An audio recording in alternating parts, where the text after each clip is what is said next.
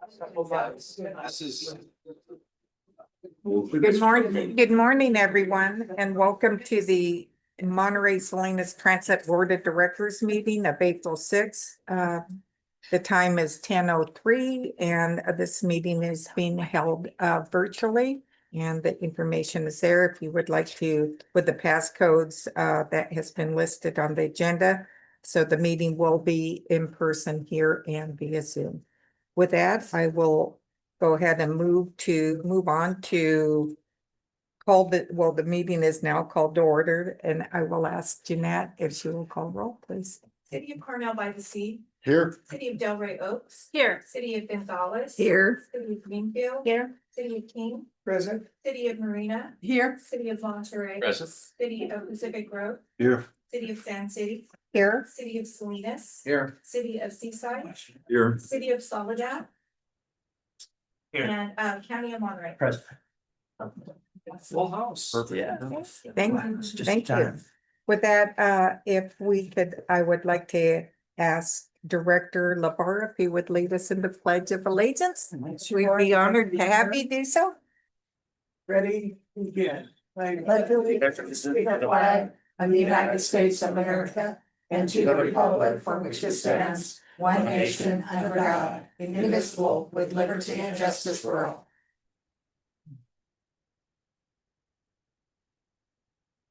Thank you. With that, Carl, review highlights and agenda.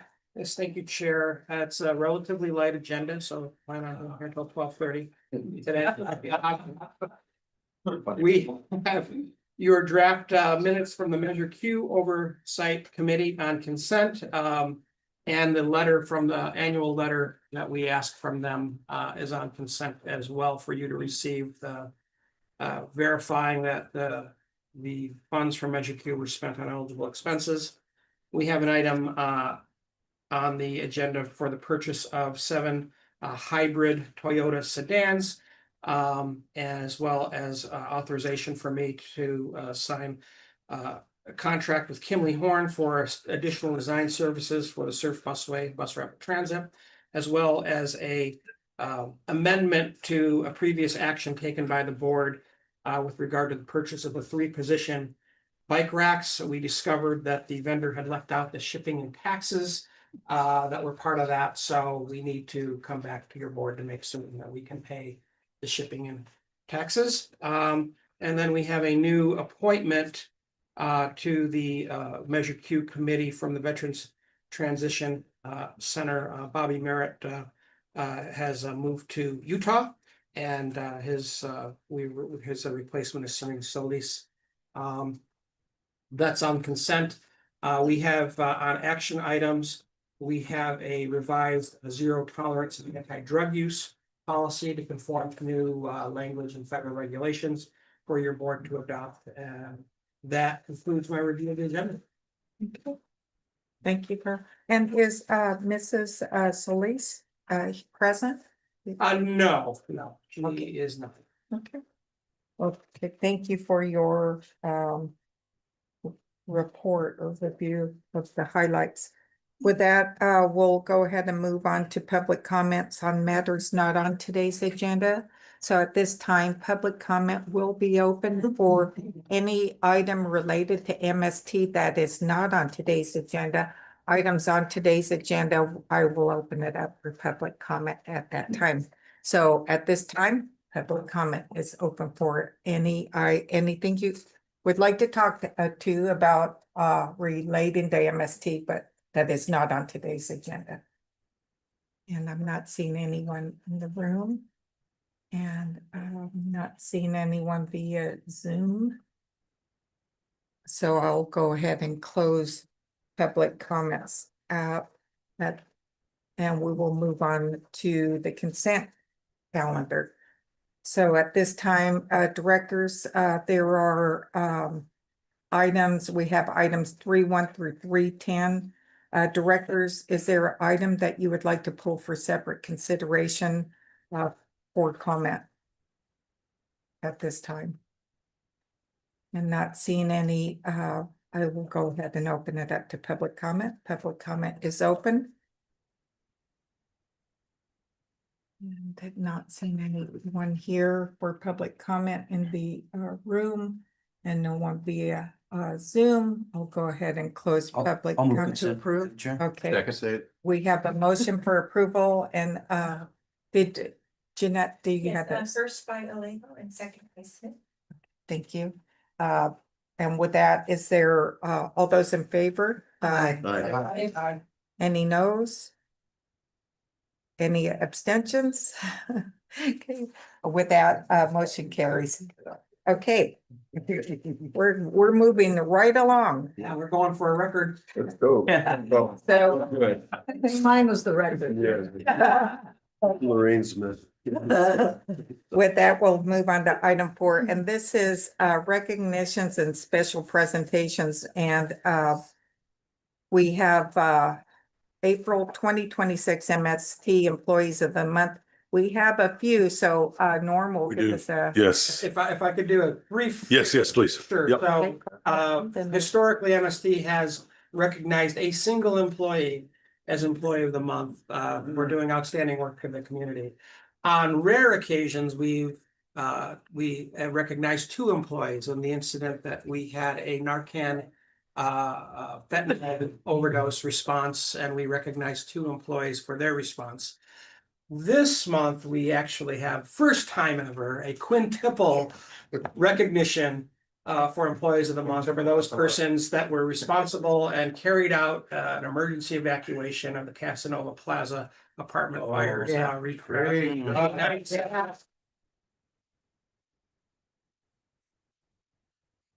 97 seniors, their belongings that they could gather quickly and their pets to temporary facilities and then on to other facilities, multiple movements, but we'll leave it to Norm to do the rest of Well, the yeah, thank you. presentation. Appreciate it. Thank you so much, Board Chair and members of the community of this board as well. I'm extremely pleased, excited, and grateful for the opportunity that I get to work with these gentlemen who are standing here next to me. I come from a family of 9 boys, 1 girl, and then my mother adopted another boy. So there's 10 boys in my family. I feel like I'm back at home here. Yeah, except we're not fighting. So that's good. All right. Anyways, yeah, if you guys hadn't seen on the news recently, back on March 9th, 2026, about a month ago, we were faced with the situation that occurred here in Monterey at the Casanova Plaza Apartments. There was a detrimental fire disaster that occurred. And because of that, as a result of that, and our willingness and our ability to respond to emergencies when the time calls for, they immediately contacted MST Center. I have the gentleman up here who participated in that emergency response. We were able to safely transport many people from the fire to a safe location. So I'll stop there and I'll let. I spoke to this guy beforehand, and Tim wanted to say something, so I'm going to turn it over to Tim Minelli, our superintendent of operations. Who acted as the incident commander for MST. Well, good morning, members of the board, MST staff, and member of the public. My name is Tiziano Minelli, and I'm operations superintendent here at MST. If you detect the slight accent, yes, I'm from Italy, okay? I'm Italian. I want to recognize the collective effort that our MST team had during the March 9, 2026 emergency at the Casanova Plaza Apartments. When the request for assistance came in, our operators, supervisors, and communication staff all responded together to support the evacuation. Everyone played an important role. Our team acted quickly, communicated effectively, and helped ensure that displaced residents were moved to safety with care and dignity. It was a strong example of what we can do and accomplish when we work as one. The incident also highlights that MST is truly part of this community. We don't just provide transportation, we stand with our neighbors in moment of need. I'm proud of how our entire team came together that morning. Thank you.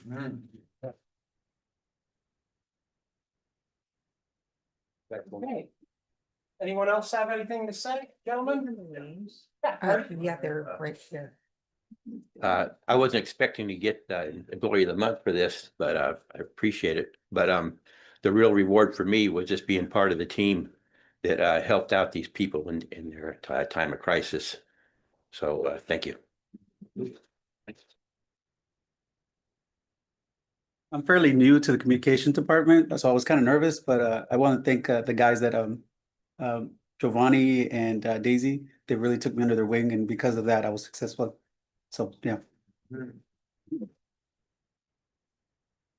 No, you're good. Sure. All right. Not everyone's made for public speaking. Yes. One more thing I wanted to mention. Last week, we held an open house. Jared, Augusta, and Kelly's department. They held an open house for first responders on how to de-energize and safely work with our battery electric buses. So they have to have this information in the event that they have to respond to the bus. It's a battery electric bus. We held the open house on 2 different occasions, and the whole entire time, the feedback that we got about the response that we provided was tremendous. They're very, very thankful for the job that we done, or that we did. So I wanted to just let you all know that our first responders also supported this action, and they gave us some kind comments. Great. Thank you. So the presentation, you all have received your checks by now. If not, they're in the mail, trust me. In no particular order, we have for our resolution for Employee of the Month for being response to this Casanova Oaks Plaza fire, Mr. Hardy Culp, coach operator. Next. I have for coach operator Antonio Sanchez.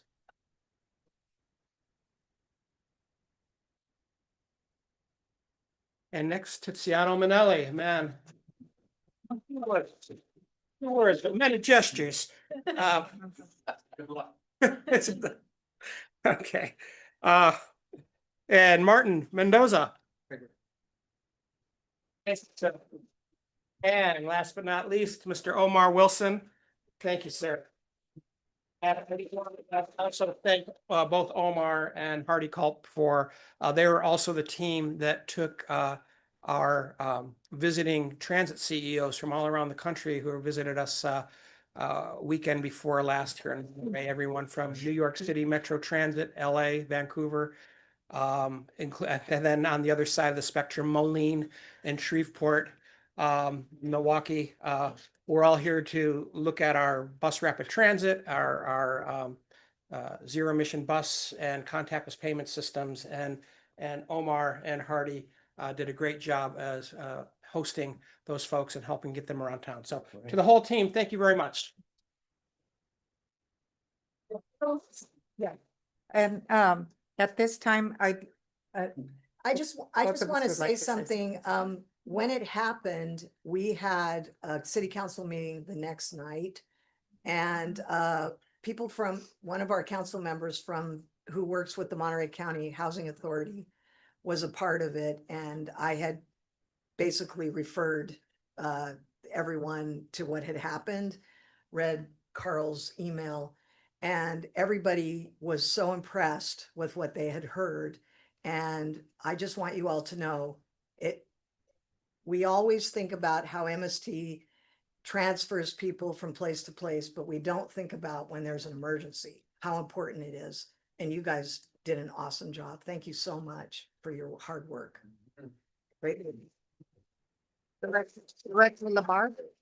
One is extreme thanks for the work that you did to make that happen. And I want to kind of follow up on the vice chair's comments. People think of transit as getting somebody from here to there. But they never see the fact that transit is always 100% on the ball and ready to go in times of emergencies and disasters. And we fail to recognize that without that in place, this could have been a much different outcome. And the fact that you also bring the pets. Pets cause an extreme amount of stress and disasters when you don't know where they're at. It is for many people like a child. And those things at that moment, when everyone is moving as quick as possible, those things make a huge difference to the individual. And so this is where I wish more people understood that transit is way more than just transportation. It is a safety net for our community. Thank you, gentlemen. You did a great job. And Director Alejo. Huh? Yes, they're always on. Oh, they're always on, okay. All right, just on behalf of the Board of Supervisors, I wanted to really thank each and every one of you. Another example of MST really being unsung heroes during our most challenging of times. As was pointed out, these are housing authority apartments for low-income seniors and really disabled residents, and some who have really limited mobility. And so during this fire, MST really came through, and as some have said, when we think of emergencies, we think of our firefighters, our police officers, Red Cross, but this example is where MST really came through in a big way. And not only during that time, but even afterwards, when Housing Authority needed help to show the residents alternative housing in other parts of Monterey County where they had units available. They couldn't force the residents to go, but they had to show them, and they had to be willing to take that housing. And it was these folks who, again, took them to those places, and many dozens of those have now found and accepted the alternative housing. But it was the follow through as well that they also came through. So I really want to commend you for that kind of work and really trying to make things better at a time where they're still struggling very much. So thank you very much. Thank you, Director. Kathy? Yes, I would like to second all the previous speakers. Thank you so very much, especially because it was early morning or night that you were alerted. And I hope it's okay to mention that All in Monterey is the organization who helps all the residents, because there's quite a Yeah, few who for don't sure. have new housing yet. Yeah. And the best way to help for anybody listening is to donate money. And it's allinmonterey.org. There's a donation button. So if you can, please help. And they also have a wish list for Amazon. They stopped accepting any clothing or shoes or furniture because the public donated so much already. Mhm. So money is the best way to help. allinmonterey.org. But thank you also very much. Thank you. Yeah. And anyone else, any other directors? And Director, yes? Yeah, Evan. thank you all for your service. And I know this is not the only emergency, but you stepped up and handled many others like Pajaro. On Tuesday night at the council meeting, we'll have All In as well as the Housing Authority will be addressing. And from the council perspective, we want to hear from, we want to get through the emergency, and that's certainly important, but we also want to look in terms of analyzing and look for best practices in enveloping that, what we can learn from this crisis and how we can move forward from a city and a county and a region. So we appreciate the fact that you're always there, and our fire department, our police department, the ones that you showed up to help in the middle of the night, probably just right out of your bed and into shoes and running to get there to help. So from the fire department, the police department, the city of Monterey, thank you so much for everything that you've done. We know that there's much more to continue the services for the seniors, because it's not just a couple of days after the fire, but it's how to support and get the lives back together to get them to a point where they can maintain their lives as they're scattered now. But as we go forward, we're always looking at lessons learned from emergency response and how we work together as partners, because our cities are bumped up to each other and we are one at a time of emergency. It does not matter what our boundaries are. We step together and we work together, and you work as a team. And so thank you very much for everything you did. Yep. Yeah, we appreciate that, and we are working on our after action report that we'll be sure is available if you all need that. Yeah, all right. Thank you.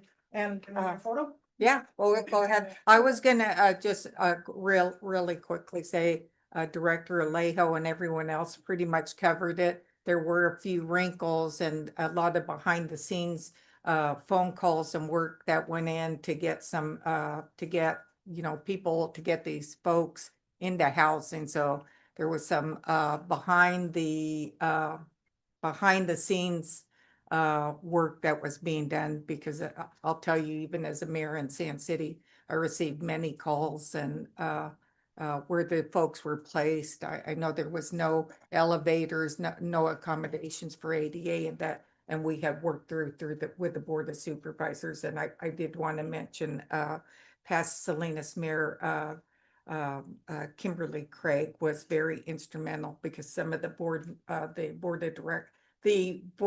of supervisors were at a conference that weekend. So they jumped in, Kimberly jumped in and quickly meetings start happening and people start to get placed. So I just wanted to add that. So with that, and you know, it's everybody, I'm so happy for with MST, how you jump in as a team, Carl, everyone together working as a team.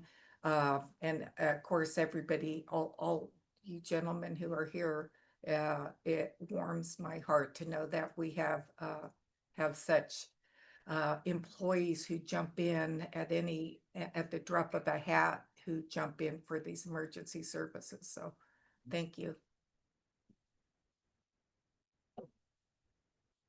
One up here. Speak.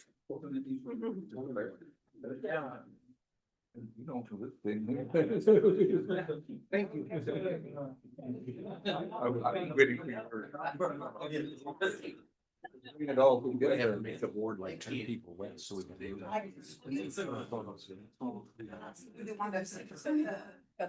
Yeah. Monterey could take.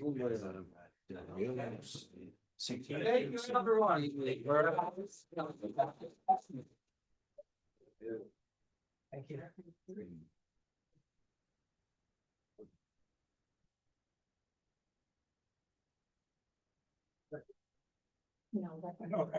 That's because. Started to be late. Oh, there we go. We'll make it up in here. Moving on, we will, there are no public comments. We'll move on to item 6. We have one action item, and this is, you can find it item 6.1 on page 47. And consideration adoption of revised MST zero tolerance anti-drug use and alcohol misuse policy. And Sanjay will give us a presentation. Good morning, Chair, members of the board. Sanjay Dearies, Civil Rights Officer and Drug and Alcohol Program Manager at MST. Today, I am presenting MST's revised zero tolerance anti-drug use and alcohol misuse policy for your approval. The Federal Transit Administration, or FTA, requires public transit agencies to adopt a comprehensive drug and alcohol policy for safety-sensitive employees. The policy is being revised to eliminate repetitive language and more closely align with FTA policy requirement. Key changes include eliminating references to non-safety sensitive employees, visitors, vendors, and contract employees. FTA requires a drug and alcohol policy for safety-sensitive employees. Most of the provisions in this policy do not apply to any other group. Prohibitions against drug and alcohol use by any group other than safety-sensitive employees will be addressed in the employee handbook and/or other policies. Another key revision is eliminating the definition section. Terms are defined within the sections they appear. Also renaming section titles and moving sections to mirror what is in the FTA policy builder. I have provided a copy of the final draft to you in the board packet. Staff recommends approval of this policy. I am now open to any questions. Thank you. And with that, directors, do you have any questions or comments at this time? Director How can we LaBarre? deny this one? That's how it is. Does that also go for board of directors or? Yes. Well, I don't know. No, you're not. No. employees. Oh, I'm good. well, safe. Director LaBarre, did you? That was it. That was it, okay. With that, I'll go ahead and if no other comments, I will go ahead and open this up to public comment. Public comment is open, and please keep in mind, MST is committed to civility and mindful of its responsibility to protect the workplace environment. So to assure civility in its public meetings, the public is encouraged to engage in respectful dialogue that supports the freedom and respect the values of diversity of opinion. With that, public comment is open. If anyone would like to comment, please raise your hand via Zoom or come up to the podium. And I'm not seeing anyone here in the room and no hands raised. So I'll go ahead and close public comment. and bring it back for considerations. Directors, there's a staff recommendation to adopt. Second. Okay, we have a motion, Barrera, and a second, was that Pacheco? It was Emilio. Emilio.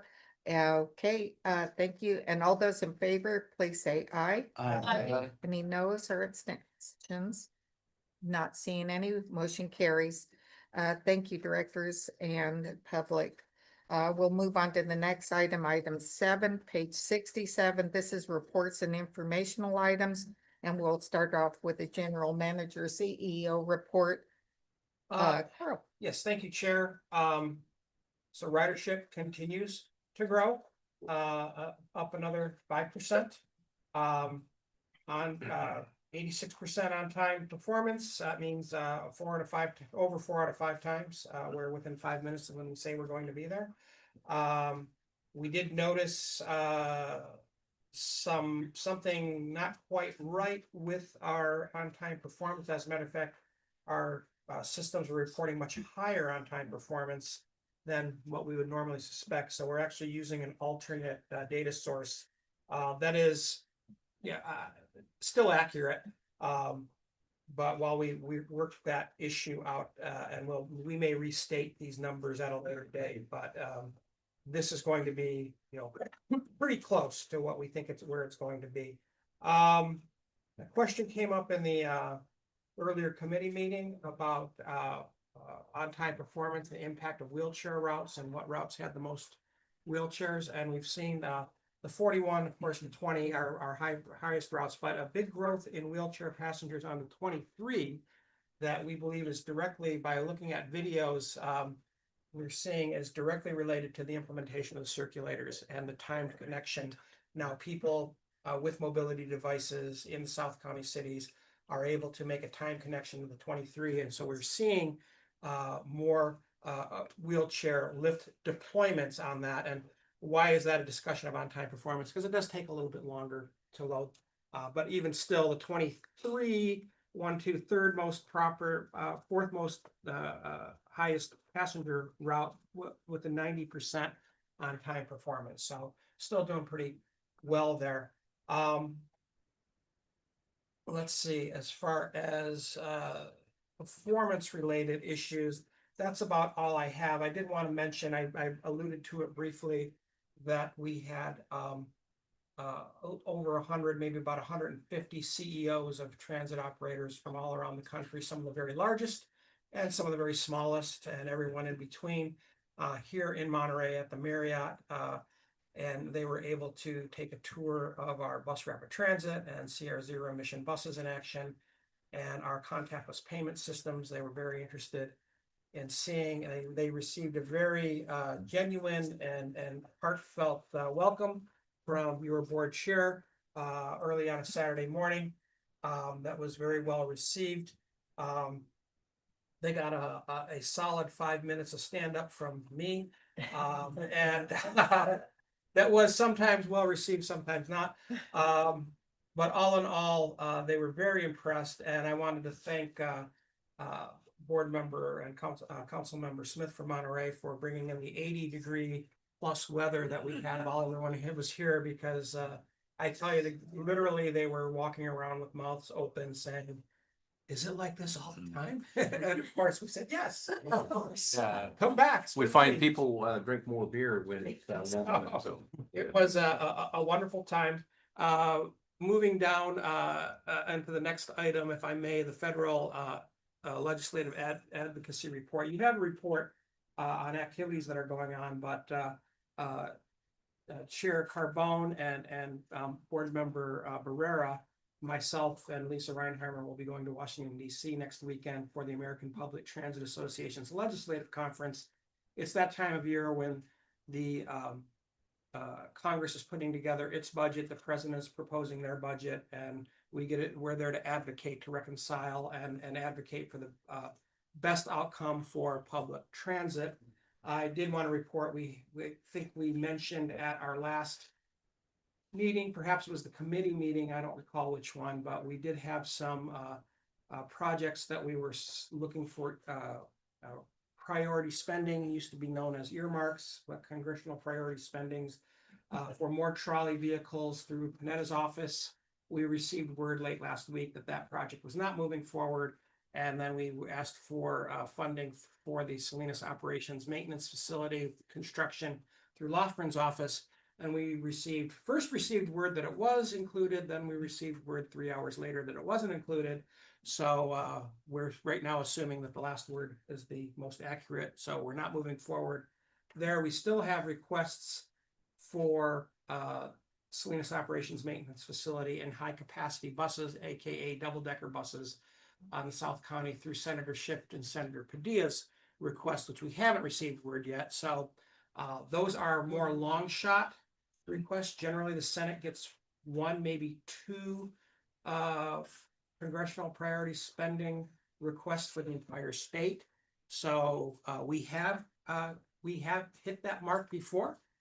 So it's not impossible, it's just improbable, but we'll keep pushing forward for that. The other item that is moving forward on the federal side is legislation that I proposed that was picked up by our National Association, APTA, that would make communities the size of Salinas that are higher than 150,000 but lower than 200,000 eligible for the low finance rates like we used for the city of King City.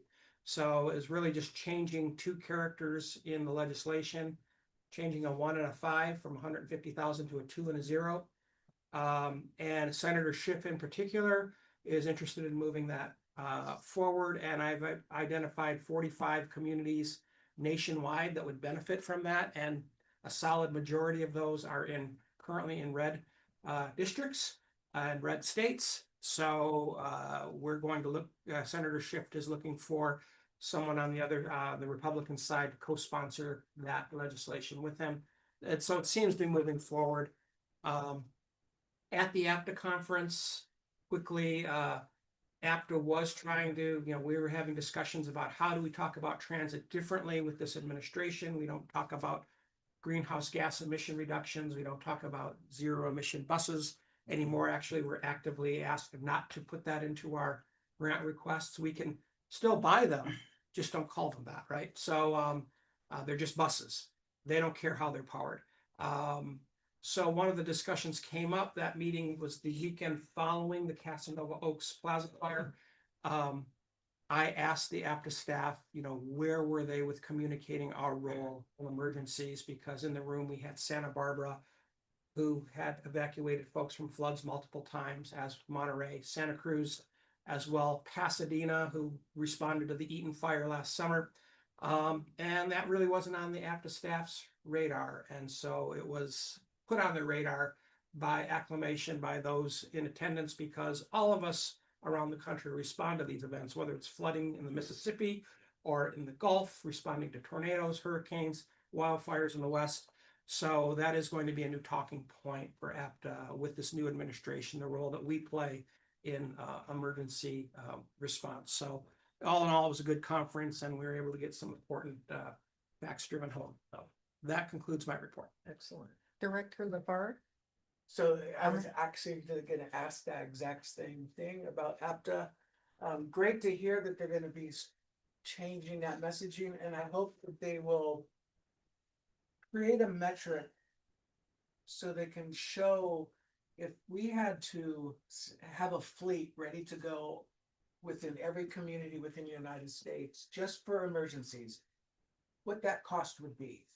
Because when you look at that, for example, when I look at what transit spends within the community, what our budgets are, my viewpoint is it is the fleet ready to go in time of emergencies, always stood up, always ready to go. And that the transportation side of it is just a huge benefit from having the emergency preparedness side ready. So I hope they figure out some kind of dollar amount where they can show, look, if we didn't have transit, it would still cost us in this county, $10-20 million a year just to have something ready to go constantly. And not every community has military bases close by, so they don't have that ability to call in those people. So I really hope APTA takes takes this ball and runs with it, because I think that is a hell of a message, especially with this administration and when it comes to connecting transit to first responders. So we will hold that message and carry that message, Mr. Barrera. I'm taking it to Trump. And we'll keep after the PFC staff. I think it's the second law of thermodynamics that to get action, you have to apply a little heat. So we'll keep applying that.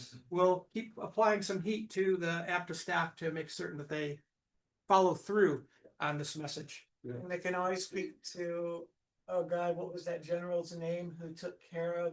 General Honore. They need to talk with him.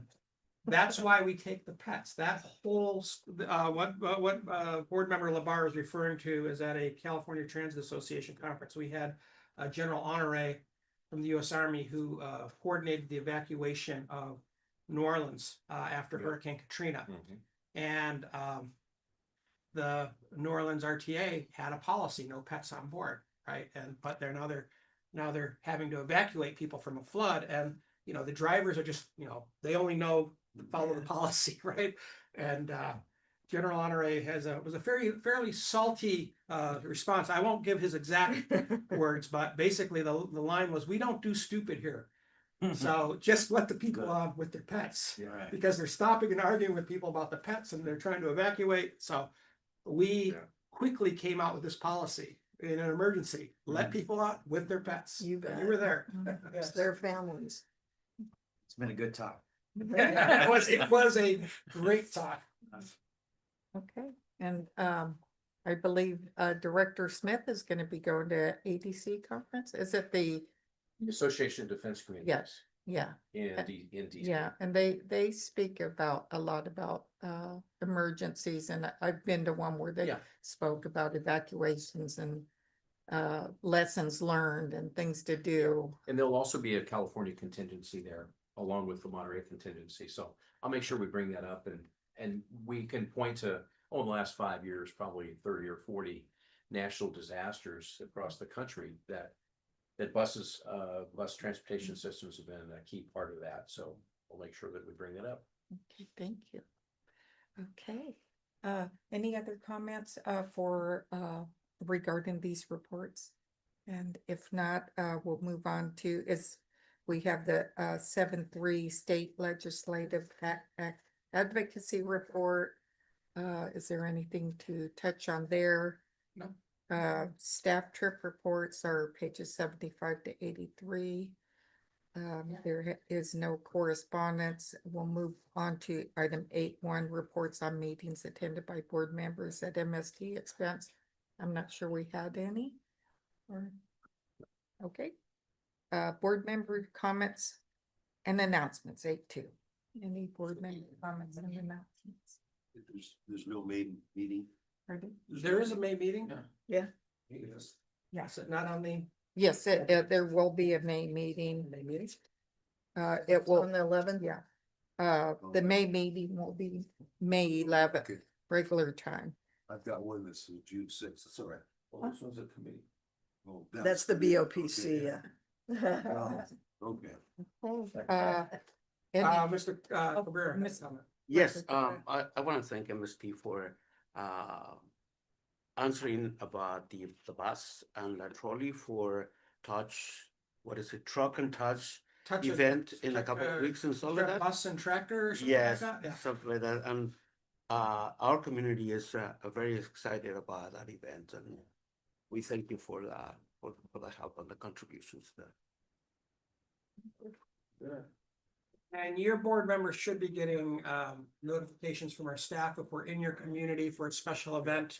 We're letting you know the event and when we're attending, so you're always welcome to come on by. Yes. Thank you. I have a question.